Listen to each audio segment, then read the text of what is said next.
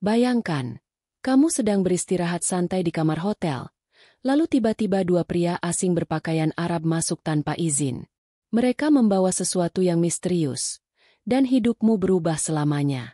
Inilah kisah Kiki, wanita Indonesia yang tanpa sadar memegang kunci rahasia yang diperebutkan banyak orang. Rahasia yang membuatnya diburu, dilindungi, dan terjebak dalam intrik berbahaya. Menurut kalian, kalau berada di posisi Kiki, apa yang akan kalian lakukan? Tulis pendapat kalian di kolom komentar. Pagi itu, Kiki terbangun di sebuah kamar hotel mewah di pusat kota. Tirai tipis berwarna krem bergoyang lembut diterpa angin dari jendela yang setengah terbuka. Cahaya matahari masuk dengan hangat, membelai kulitnya yang sawo matang. Ia baru saja selesai mandi, hanya mengenakan handuk putih yang menutupi tubuhnya. Rambut hitam panjangnya masih basah, meneteskan air ke lantai marmer yang dingin. Kiki berjalan menuju tempat tidur, meletakkan ponselnya di meja samping. Ia menarik napas panjang, menikmati ketenangan yang jarang ia rasakan. Namun, ketenangan itu tiba-tiba pecah ketika terdengar suara pintu diketuk pelan, lalu terbuka. Dua pria Arab masuk ke dalam kamar tanpa menunggu jawaban. Keduanya mengenakan tobe putih bersih dan gutra putih dengan ikat kepala hitam. Yang pertama bertubuh tegap dan berwajah tegas. Namanya Karim. Yang kedua lebih tinggi dengan tatapan teduh. Bernama Raffi. Kiki membeku di tempat. Jantungnya berdegup kencang. Pandangannya berpindah dari Karim ke Raffi, mencoba memahami apa yang sedang terjadi. Kedua pria itu berjalan pelan ke arahnya, lalu berhenti di sisi ranjang. Karim membungkuk sedikit, seolah ingin berbicara, sementara Raffi hanya berdiri sambil memandangnya dengan ekspresi sulit ditebak. Di luar, suara kendaraan samar-samar terdengar dari jalan raya. Namun, di dalam kamar, hanya ada keheningan yang membuat udara terasa berat. Kiki merapatkan handuknya. Tatapannya penuh tanda tanya. Karim akhirnya membuka mulut, tapi sebelum kata pertama terucap, sesuatu di luar jendela membuat Raffi menoleh cepat. Kiki memperhatikan gerakan Raffi yang tiba-tiba menoleh ke arah jendela. Tatapannya tajam, seolah menangkap sesuatu yang tidak biasa. Karim mengangkat tangannya pelan, memberi isyarat kepada Raffi untuk tetap tenang. Mereka berdua saling bertukar pandang, seakan berbicara lewat bahasa mata. Udara di dalam kamar terasa semakin berat. Kiki menelan ludah, mencoba mengatur napasnya. Ia tidak mengenal kedua pria ini, namun sikap mereka bukan seperti orang yang datang untuk sekadar berkenalan. Ada sesuatu yang tersembunyi di balik tatapan mereka. Karim melangkah satu langkah mendekat ke arah Kiki. "Tenanglah, kami tidak berniat menyakitimu," ucapnya pelan, suaranya dalam dan tenang, namun mengandung ketegasan. Kiki tetap waspada. Jemarinya menggenggam ujung handuk dengan kuat. Raffi lalu berjalan ke arah meja di sudut kamar, mengambil sebuah amplop berwarna coklat yang entah sejak kapan ada di sana. Ia membukanya perlahan, memperlihatkan selembar foto yang sudah agak kusut.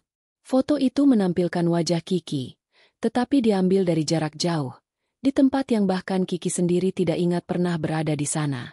Degup jantung Kiki semakin cepat. Ia tidak tahu bagaimana mereka bisa mendapatkan foto itu. Karim menatapnya tajam namun masih dengan nada tenang. "Kita perlu bicara, Kiki. Ini penting, dan waktunya hampir habis." Belum sempat Kiki bertanya, dari luar terdengar langkah kaki mendekat ke arah kamar. Suara itu berat dan cepat, seperti seseorang yang terburu-buru menuju pintu. Karim dan Raffi saling berpandangan. Lalu Raffi menutup amplop itu dengan cepat. Langkah kaki di luar semakin dekat, lalu berhenti tepat di depan pintu kamar. Kiki menahan napas. Karim berdiri tegak, matanya mengarah ke gagang pintu, sementara Raffi bergerak cepat memposisikan diri di samping lemari, seakan bersiap menghadapi sesuatu. 3 kali ketukan terdengar, keras dan tegas. "Buka pintunya." Suara berat itu menggema dari luar, menggunakan bahasa Arab yang Kiki tak sepenuhnya mengerti. Nada suaranya dingin, seperti perintah yang tak bisa ditolak. Karim menoleh sekilas ke arah Kiki, lalu kembali menatap pintu. "Jangan bicara apapun," ucapnya pelan namun penuh penekanan. Raffi memberi isyarat dengan jarinya, menghitung mundur 3, 2, 1, dan Karim menarik pintu dengan cepat. Seorang pria Arab lain berdiri di ambang pintu. Tubuhnya besar, wajahnya keras dengan janggut tebal, mengenakan tobe berwarna krem. Di tangannya ada koper hitam yang tampak berat. Ia melangkah masuk tanpa meminta izin. Tatapannya langsung tertuju pada Kiki yang masih duduk di tepi ranjang dengan handuk membungkus tubuh. Suasana kamar menjadi semakin tegang. Karim dan Raffi berdiri di antara pria itu dan Kiki, seolah melindunginya. Dia tidak tahu apa-apa, kata Karim dengan nada tegas, menahan pria itu agar tidak mendekat. Namun pria tersebut hanya menyeringai tipis, lalu membuka koper hitam itu di atas meja. Isinya membuat Kiki membelalakan mata. Benda-benda di dalamnya tampak seperti sesuatu yang seharusnya tidak pernah ia lihat. Koper hitam itu terbuka sepenuhnya, memperlihatkan isi yang membuat Kiki menahan napas. Di dalamnya terdapat tumpukan uang tunai dalam pecahan besar, tersusun rapi dan diikat dengan pita plastik bening. Di sela-selanya, terbungkus rapi dalam kantong kain hitam, ada sebuah kotak kayu berukir simbol asing yang belum pernah Kiki lihat sebelumnya. Karim menatap tajam pria besar itu. Kau seharusnya tidak membawanya ke sini, ucapnya dengan nada dingin. Raffi melangkah maju, menutup koper itu separuh, seakan berusaha menghalangi Kiki melihat lebih banyak. Namun rasa penasaran Kiki sudah terlanjur membuncah. Kenapa kalian menunjukkan ini padaku? Suara Kiki bergetar, mencoba memecah keheningan. Karim memalingkan wajahnya sejenak, lalu menatapnya lagi dengan serius. Karena kau sudah terlibat, Kiki, mau atau tidak, mereka akan mencarimu. Ucapan itu membuat bulu kuduk Kiki meremang. Siapa? Mereka, yang dimaksud Karim? Raffi lalu mengambil kotak kayu itu dari dalam koper, membawanya mendekat kepada Kiki. Kotak itu terasa dingin, meski seharusnya hangat oleh suhu kamar. Ukirannya tampak seperti rangkaian huruf asing yang melingkar, memancarkan aura misterius. Sebelum Kiki sempat bertanya, suara ketukan pintu kembali terdengar. Kali ini lebih cepat dan lebih keras, seperti orang yang memaksa masuk. Wajah Karim berubah tegang, dan Raffi segera menyembunyikan kotak itu di balik bantal. Pria besar yang membawa koper itu menatap Karim dan Raffi dengan penuh tekanan. Mereka sudah di sini, ujarnya lirih. Ketukan pintu berubah menjadi hentakan keras, membuat engselnya bergetar. Karim memberi isyarat cepat kepada Raffi untuk mematikan lampu utama, meninggalkan kamar hanya diterangi cahaya redup dari jendela. Kiki menatap ke arah pintu dengan napas memburu, sementara pria besar itu merapat ke sisi ranjang, siap menghadapi siapapun yang masuk. Jangan bergerak, bisik Karim pelan kepada Kiki. Ia lalu melangkah mendekati pintu, menempelkan telinganya untuk mendengar suara di luar. Terdengar percakapan singkat dalam bahasa Arab. Nada suaranya tergesa dan tegang. Tanpa aba-aba, pintu tiba-tiba didobrak. Dua pria asing berwajah garang masuk dengan cepat. Mereka berpakaian serba hitam, tanpa tanda pengenal, dan masing-masing memegang tas kecil di tangan. Tatapan mereka langsung menyapu ruangan, berhenti pada Kiki. Raffi bergerak cepat, berdiri di depan Kiki seperti perisai. Dia tidak tahu apa-apa. Serunya keras. Namun salah satu pria berbaju hitam itu hanya tersenyum tipis, lalu berkata dengan nada dingin, "Itu bukan masalahnya sekarang." Karim merapatkan langkahnya ke arah mereka. Matanya tajam penuh kewaspadaan. Pria besar yang membawa koper sejak tadi kini menggeser koper itu ke belakang, seolah menyembunyikannya. Udara kamar terasa semakin panas meski AC tetap menyala. Semua orang di dalam ruangan tahu, percakapan yang akan terjadi selanjutnya bisa mengubah segalanya. Dan Kiki, ia merasa hidupnya sebentar lagi akan berubah selamanya. Pria berbaju hitam yang berdiri paling dekat dengan pintu mulai melangkah maju. Matanya menatap Kiki tanpa berkedip. Karim mengangkat tangannya, menghalangi langkah itu. Tetapi pria tersebut hanya berhenti sebentar lalu menyeringai. "Kita tahu siapa dia," ucapnya dengan suara rendah namun jelas. Kiki mengernyit, mencoba memahami maksudnya. "Apa maksud kalian?" Suaranya bergetar, tetapi rasa penasaran memaksanya bicara. Raffi menoleh cepat ke arahnya, seolah memberi isyarat untuk diam, namun sudah terlambat. Pria besar pembawa koper itu mengambil napas panjang. Kiki, kotak kayu itu bukan benda biasa. Itu, kunci, ucapnya pelan. Kata, kunci, itu membuat Kiki bingung. Kunci untuk apa? Tanyanya refleks. Karim menatapnya lekat-lekat, lalu menjawab dengan nada serius. Kunci untuk membuka sesuatu yang banyak orang rela mati demi mendapatkannya. Raffi mengeluarkan kotak kayu yang sebelumnya ia sembunyikan di balik bantal. Ia menaruhnya di meja, lalu membuka perlahan. Di dalamnya, terbaring sebuah benda kecil berbentuk segitiga dengan ukiran rumit di setiap sisinya. Ukiran itu tampak bersinar samar, meski tidak terkena cahaya langsung. Pria berbaju hitam itu tersenyum puas. Itu milik kami, katanya. Karim langsung membalas. Bukan. Itu milik Allah, dan Kiki yang ditakdirkan memegangnya. Kiki terdiam, merasakan udara di sekitarnya seakan berubah lebih dingin. Ia belum mengerti apa yang dimaksud Karim, tetapi ia tahu satu hal. Sejak detik itu, ia tidak lagi hanya menjadi penonton dalam permainan ini. Ketegangan di kamar hotel itu mencapai puncaknya. Karim berdiri di depan Kiki, tubuhnya kaku seperti benteng, sementara Raffi berdiri di sisi lain, siap bergerak kapan saja. Pria besar pembawa koper menatap tajam kedua pria berbaju hitam itu, yang kini perlahan mendekat. Aku tidak akan membiarkan kalian membawanya, ucap Karim dengan suara rendah namun penuh ancaman. Salah satu pria berbaju hitam itu tersenyum tipis, lalu melangkah maju. Kau bahkan tidak tahu siapa yang memerintahkan kami, balasnya. Suasana semakin panas. Raffi membuka sedikit jasnya, memperlihatkan gagang pisau pendek yang ia sembunyikan di pinggang. Tatapannya dingin, siap menebas siapa saja yang mendekat. Kiki duduk memeluk dirinya sendiri. Jantungnya berdegup begitu kencang hingga ia bisa mendengarnya di telinga. Pandangannya terus berpindah antara Karim, Raffi, dan dua orang asing itu. Sementara itu, kotak kayu yang berisi benda segitiga bersinar samar di atas meja, seperti memanggil sesuatu yang tak terlihat. Tiba-tiba, salah satu pria berbaju hitam mengangkat tangannya, memberi isyarat. Dari luar, terdengar suara langkah kaki lain mendekat cepat, semakin banyak dan semakin keras. Karim menoleh sebentar ke arah pintu, lalu kembali menatap Kiki. Dengarkan aku, kalau aku bilang lari, kau harus lari sekarang juga, ucap Karim, suaranya tegas namun penuh kegelisahan. Raffi merapat ke sisi Kiki, bersiap menariknya kapan saja. Pintu kamar bergetar keras, dan dalam hitungan detik, entah siapa yang berada di luar akan masuk.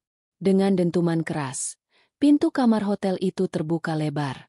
4 pria berbaju hitam lain menerobos masuk, membentuk setengah lingkaran yang mengepung Karim, Raffi, dan Kiki. Udara di dalam ruangan terasa padat. Setiap tarikan napas terdengar seperti beban. Karim melangkah maju, tubuhnya memblokir pandangan mereka ke arah Kiki. Kalian tidak akan membawanya. Suaranya bergetar, bukan karena takut, tapi karena marah. Raffi sudah meraih tangan Kiki, menariknya perlahan ke arah dinding dekat jendela, mencari jalur keluar lain. Pria berbaju hitam yang memimpin langkah maju. Tatapannya menusuk, lalu berkata, kunci itu bukan milik kalian. Serahkan, atau semua orang di ruangan ini akan menyesal. Karim menoleh ke Raffi. Isyarat mata itu jelas. Waktunya tiba. Raffi dengan cepat menyambar kotak kayu di atas meja, lalu menjejalkannya ke tangan Kiki. Pegang ini dan jangan lepaskan, bisiknya. Tiba-tiba, benda segitiga di dalam kotak itu memancarkan cahaya yang begitu terang, menyilaukan mata semua orang di ruangan. Cahaya itu membuat para pria berbaju hitam menutupi wajah mereka, berteriak marah. Kiki merasakan hangat yang aneh merayap dari telapak tangannya, seolah benda itu hidup. Dalam cahaya yang semakin menyilaukan, Kiki melihat sekilas ukiran di permukaan segitiga itu berubah, membentuk huruf-huruf yang tidak ia mengerti. Karim berteriak, "Sekarang, Kiki, lari!" Raffi mendorongnya menuju jendela yang setengah terbuka. Di luar, suara angin dan bising kota menunggu. Namun yang ada di dalam kamar jauh lebih berbahaya. Kiki melangkah, tapi sebelum ia bisa keluar, Sebuah tangan besar menangkap pergelangan tangannya dari belakang. Tangan besar itu mencengkeram pergelangan Kiki dengan kuat. Ia berusaha melepaskan diri, tapi genggaman itu seperti besi. Raffi bergerak cepat, menghunus pisau pendeknya dan menebas ke arah tangan tersebut. Pria berbaju hitam itu berteriak kesakitan, melepaskan Kiki dalam sekejap. "Keluar sekarang!" seru Karim, mendorong Kiki menuju jendela. Tanpa berpikir panjang, Kiki melangkah ke bingkai jendela dan melompat ke balkon kamar sebelah yang letaknya sedikit lebih rendah. Kaki dan tangannya terhantam keras, tapi ia berhasil bertahan. Raffi langsung menyusul, sementara Karim menahan para pria berbaju hitam di dalam kamar. Teriakan dan suara benturan terdengar di belakang mereka. Kiki dan Raffi berlari melewati balkon sempit, lalu masuk ke kamar kosong yang pintunya terbuka. Mereka keluar ke lorong hotel, berlari sekuat tenaga. Lorong itu panjang dan sunyi, hanya terdengar bunyi langkah kaki mereka yang bergema. Raffi menuntun Kiki menuju tangga darurat, turun beberapa lantai, lalu keluar lewat pintu belakang hotel. Udara malam yang dingin menyambut mereka, bersama aroma jalanan kota yang padat. Di kejauhan, suara sirene dan deru mesin mobil terdengar semakin dekat. Raffi menarik Kiki masuk ke dalam gang sempit, berlari menembus kegelapan. Kiki memegang erat kotak kayu itu di dadanya. Cahaya samar masih berdenyut dari dalamnya, seperti detak jantung yang menyatu dengannya. Saat mereka berhenti untuk mengatur napas, Raffi menatap Kiki dengan serius. "Mulai malam ini, hidupmu tidak akan pernah sama lagi," ucapnya lirih. Dan di kegelapan gang itu, langkah kaki lain terdengar. Kali ini, bukan dari musuh, tetapi dari seseorang yang sudah lama menunggu mereka. Langkah kaki itu semakin jelas. Dari ujung gang yang gelap, muncul sosok pria tua berjubah hitam, wajahnya tertutup sebagian oleh sorban. Ia berjalan perlahan, namun setiap langkahnya terasa berat dan penuh wibawa. Matanya tajam menembus kegelapan, langsung tertuju pada kotak kayu di pelukan Kiki. Raffi mundur setengah langkah, tubuhnya tegang.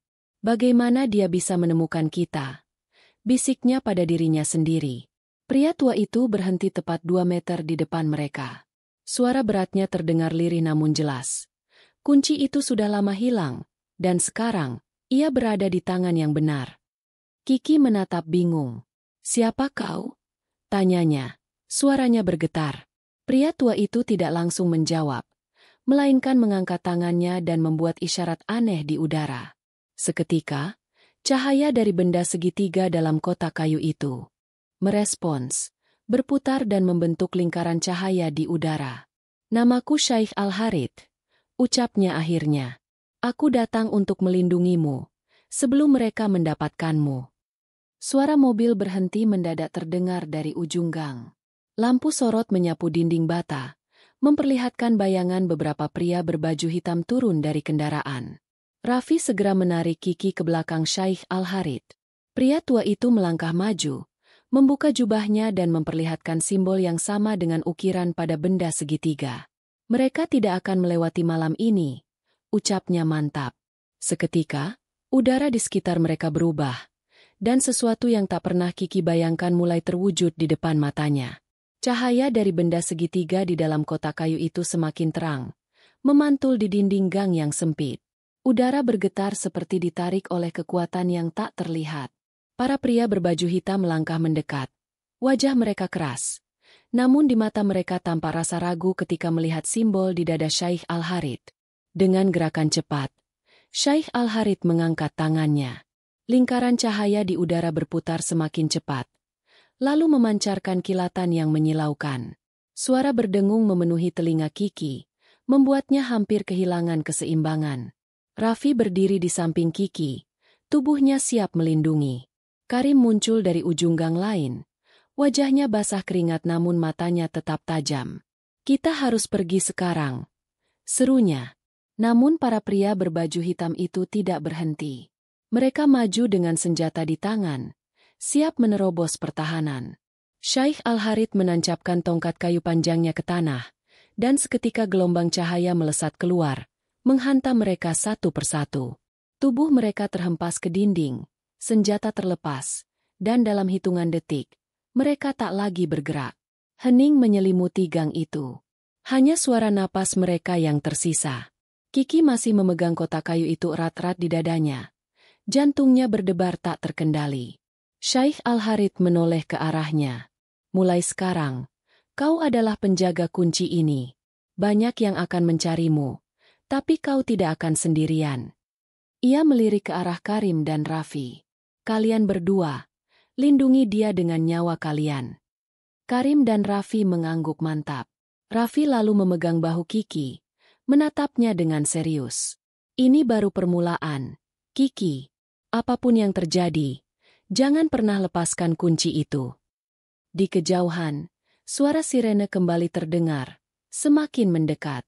Mereka bertiga menatap satu sama lain, lalu mengikuti Syekh Al-Harith masuk ke lorong sempit di sisi gang, menghilang ke dalam bayang-bayang kota. Dan malam itu, di tengah cahaya lampu jalan yang temaram, langkah kaki mereka menjadi awal dari perjalanan yang akan mengubah nasib, bukan hanya Kiki, tapi mungkin juga dunia.